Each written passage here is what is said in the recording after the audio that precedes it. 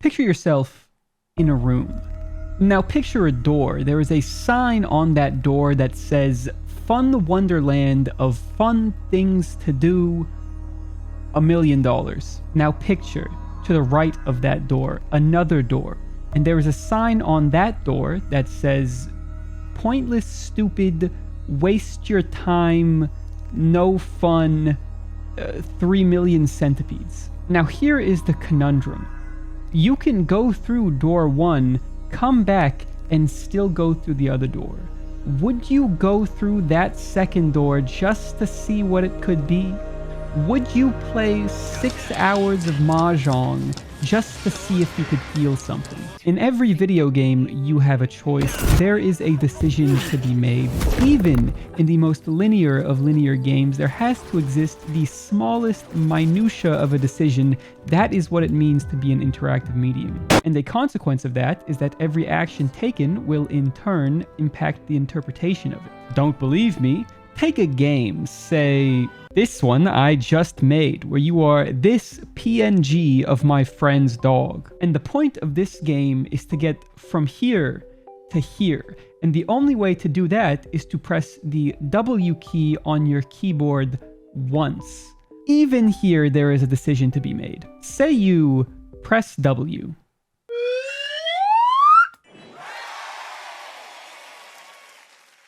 That's it? Well, this game sucks. This is a piece of shit. I wasted $100 for the deluxe edition of this? But humor me. Say you don't press W. It is actually a thought experiment on the nature of time and space. I cannot wait to try this game, chat. One of the most divisive games of all time. And the game of the year is... The game where you press W? Oh my god! Making somebody feel an emotion with something you have created is hard. You are generating specific feelings in somebody's brain. You say, I hope this makes them sad, and it does. What a monumental task. All the more so when the somebody has control over what is happening. If you take a movie where there is no input required, all you have to do is figure out the best way to present this to the audience in order to elicit the correct emotion. But if you give some idiot the power to control what they are looking at, well, now they are missing key moments because I was too busy looking at the texture work. You read a book, you get one experience. You watch a movie and you get one experience. There is a through line. The interpretation of the experience may change because everybody's mind is a special little gallery of different paintings. And sure, some people may only be engaged with the bits and pieces they catch in between TikTok scrolls, but compare that to a video game. I'm not even playing the same game as these guys. How does one play a video game? No, that doesn't work. How should one play a video game? Am I playing this game wrong? Can you even play a game wrong? At the basis of creation, I find there are two sides. There is the route of the auteur.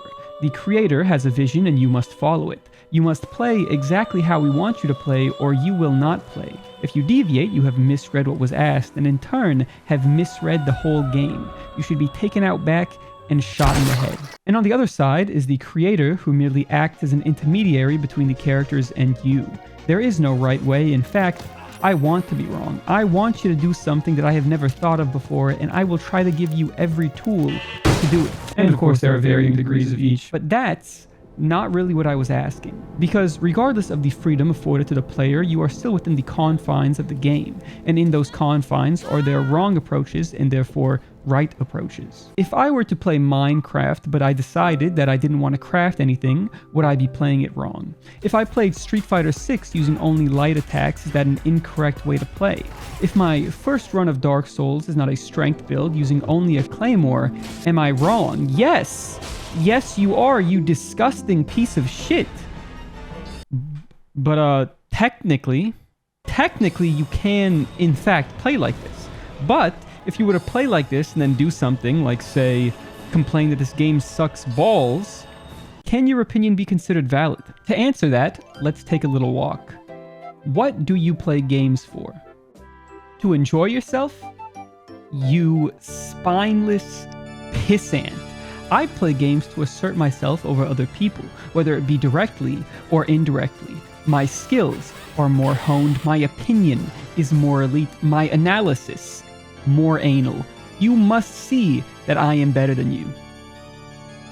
Can't I just get away from it all for a second? I can't think about it anymore. Is it possible to live outside of myself for a change?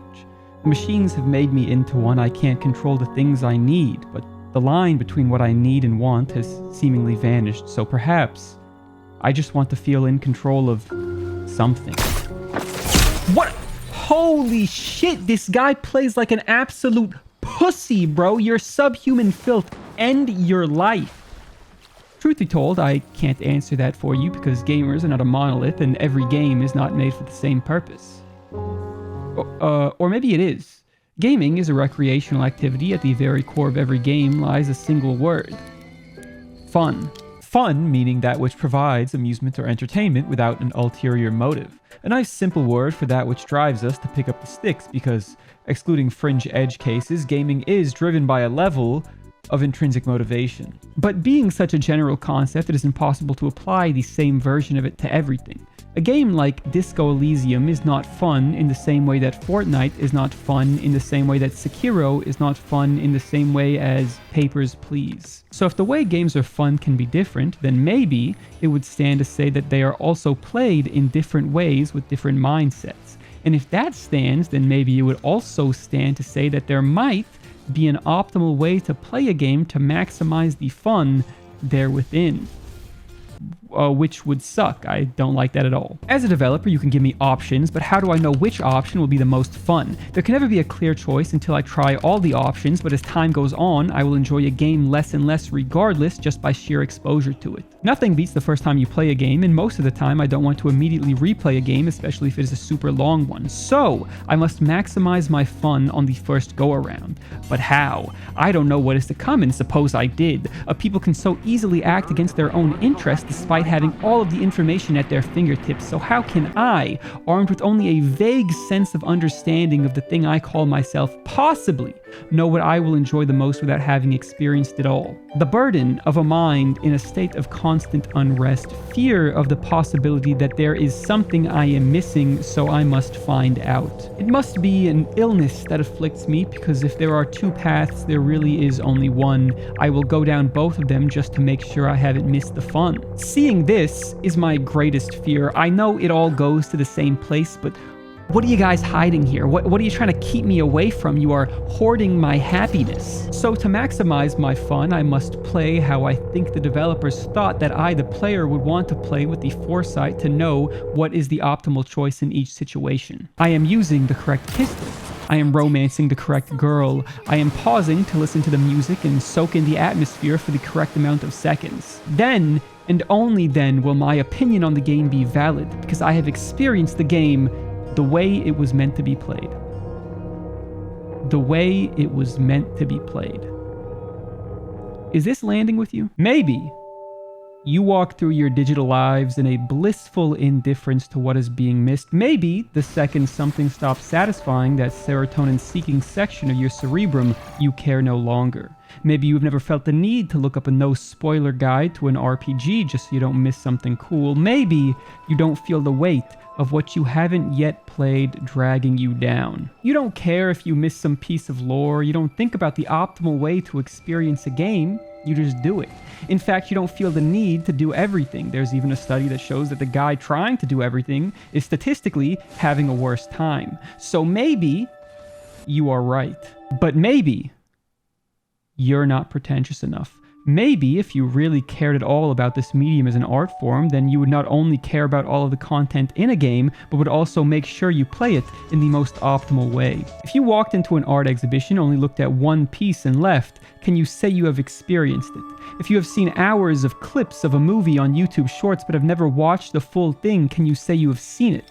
If you have watched a full Let's Play of a video game but never actually played it, can you call yourself a fan? If the creators of a game spend time crafting a world and you refuse to explore all of it, do you really care about it? Conversely, If the artist puts a shopping mall around their art exhibition, do they really care about you, or are they just trying to make sure you stay in the building?